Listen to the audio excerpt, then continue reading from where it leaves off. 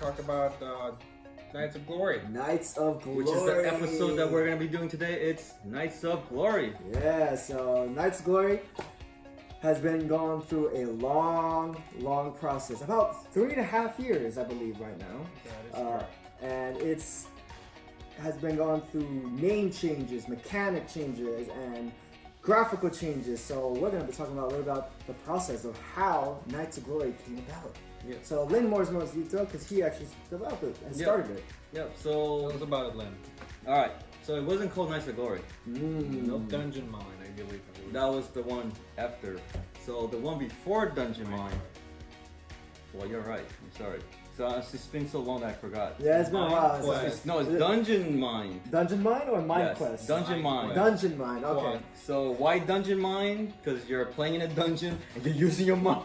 That was the corniest thing that we... Very generic. Easy. Very Good generic. title. I thought it That was was, a good I title. thought it was a good title too, but like people were like, that's kind of corny. It was super generic, yeah. But then, And then we're like, all right, let's. what made us change it actually? So how did you come about Mind Quest? Mind Quest. Let's start off with there. Well, I kind of like the mind where you're trying to use your mind to fool people in the game. So I still kept the mind in part, and you're actually going through a quest. Yeah. So you're exploring through this dungeon. You're going through a quest. And So what is this quest you're trying to get through? You're trying to get out of the dungeon. And before, well, let me get to before that. There used to be, before the start, there used to be a cell.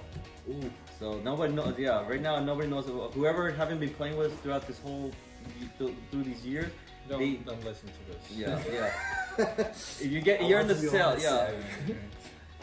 Yeah. So if you're in the cell, you're locked up, and you can't. In this game there's voting, but you can't vote in this if you ever get locked up in the cell. So yeah, that was part of the journey of the game. So then It evolved to Dungeon Mine.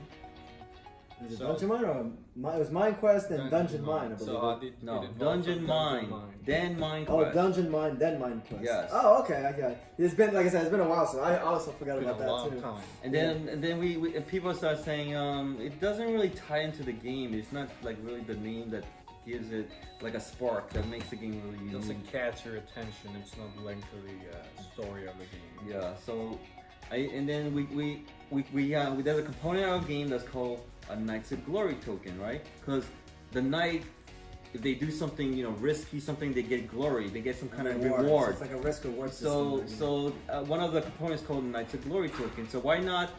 That's the main part of our game, which is the tokens. What makes you, in order to get through the dungeon, they'll help you. You do a lot of risk, get a lot of rewards. Yeah. So why not call this game Knights of Glory? What's funny is actually we didn't actually have the Knights of Glory shit I had before. So it was actually a mechanic added later on before we actually called it Knights of Glory. So I remember the original game, like he said we had the cell. In the cell, you weren't able to vote in the cell.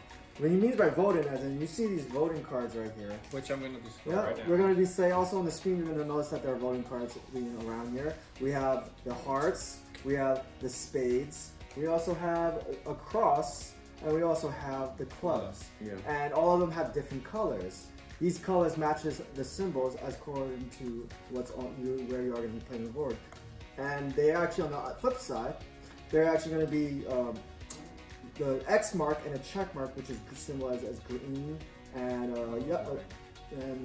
green and red. Sorry about it, lose my words here. But anyways, these help you to vote whether you agree or disagree with people. And we added that mechanic early on in our testing our prototype, and we found that it was great. We didn't have yet the mechanics on what the system works when you're voting. All we know is there's a map tier system. As you see here in the screen, there's destination cards. And from there, you're trying to go from the start to the exit by going through these challenges. And you're calling people out on these challenges depending on what you played with these weapon cards. And these illustrations have changed in the past too. So these here, I believe, we tweaked them slightly. The main thing we tweaked, I know, is the back of the card. This used to be a blue background, right, man? That is correct. And now it's black because Black and white. Yeah, black and white, and we kept it like that because we didn't want the color scheme to change between which people were choosing. Yeah, because also it get confusing with the voting cards. They think that the back is blue and because you're going to hold these cards in your hand. Yeah. Yeah, so we want to keep something neutral. So going back to the Knights of Glory chits, why we came about the title is because before we didn't have that. Is the reason why everyone, when you move forward and you call people out, you're actually falling back consistently, and you keep constantly falling back until you're able to play a card to bluff it. However, the Knights of Glory chit, we decided to give it was too harsh of a punishment. So we decided to give people a way to get rewarded and speed up the game possibly. So, but in order to do that, you have to take some risky challenges and possibly use them. One of them was the gesture. I think this got added later on the game too. I think it was after we moved the Knights of Glory, right? Yeah, No, there was. it was always part of it. No, this was actually we added this The later jester on. was never there. We actually played the game without the jester. Yeah. Someone actually. So we just had more cards, like we had more wild cards. The wild cards is anything in the game. They can be all these things. So Link can probably describe you more about in detail what each one of these cards symbolize. So let's go with everyone starts at the start here. Yeah, so everyone's at start at the start. So the start card, is whatever you see on the screen. That's the start card. Here. So and then we got the start, and then you're gonna be going through tiers. It's gonna be a total of 6, different tiers where you're trying to go through, and each one of the tier there's 2 of each one. So you're going through tier 1, there's 2 of those. Tier 2, there's 2 of those, and tier 3, there's 3 of those before you reach the exit. So as you advance, the level of difficulty gets higher. And the numbers on the cards, there's tier 1s means there's gonna be 1 dice, tier 2 is 2 dice, tier 3 is 3 dice.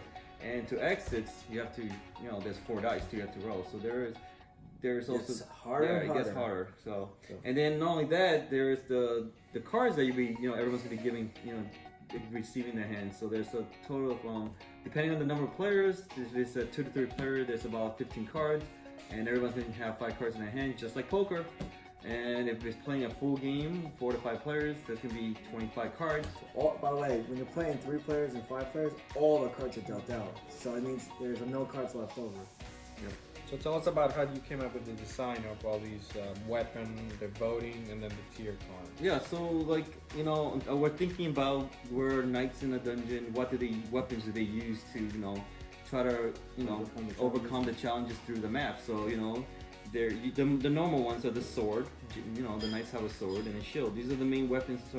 And through the dungeon, in order to get through the dungeons, you might need a torch to guide your way through. You can't see the door, so you may need a torch. Alright. And some doors are locked, so you might need a key, right? That's true. Yeah. So and then there's some times where there's a cave and you're blocked by a bunch of rocks. You gotta blow those things out of the way, right? Right. So you gotta use a bomb to blow your way out of the way.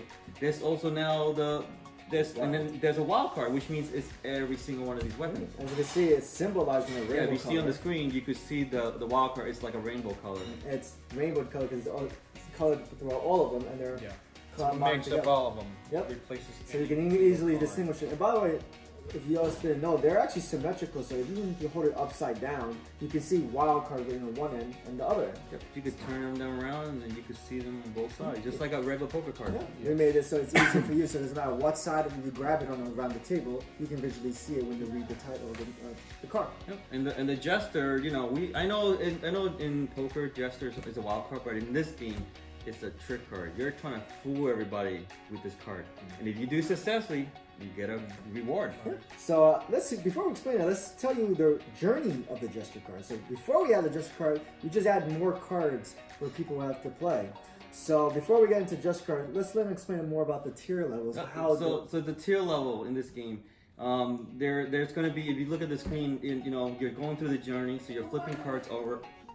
Yeah, you're flipping the cards over, and you're going through the journey, and there's going to be symbols in the corner. One of the symbols, there's going to be a dice on there that tells you how many dice you got to roll. So tier 1 will have 1 dice. Mm-hmm. There's also a symbol on the other side of the corner, which is the weapon you're trying to, in order to get to this room, you got to try to have that card, that weapon in your hand. So, but this is more of a replacement option. Yeah, it's like a backup weapon. So the order of operations in this game, it's you just roll the dice, and after the dice, you may decide to use the dice, or if you don't like the dice you roll, you can also, like he said, play the weapon indicator. Yep. And you do all of this by bluffing. So that's what makes this game very interesting. Yep.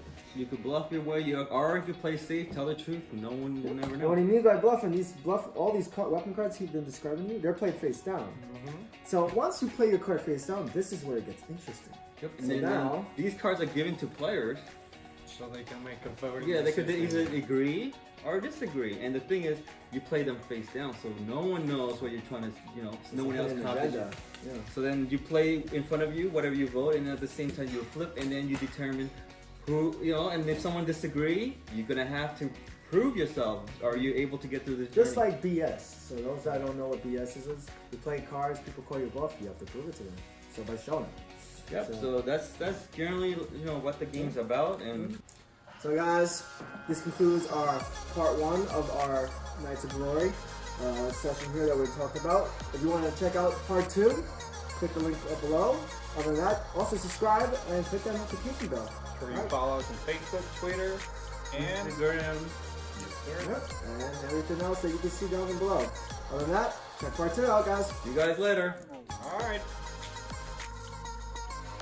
You're supposed to say it. No, you're supposed to say it. You said, I thought he was That's for supposed to say it. beginning of part 2. Oh, This concludes part 1. I thought he was saying that's like. How you say this is the beginning of I part thought 2? he was saying that one. That's why. Oh my god. We just got oversight. One more take. Go ahead. 3, 1, 3, 1, 2. What? Go.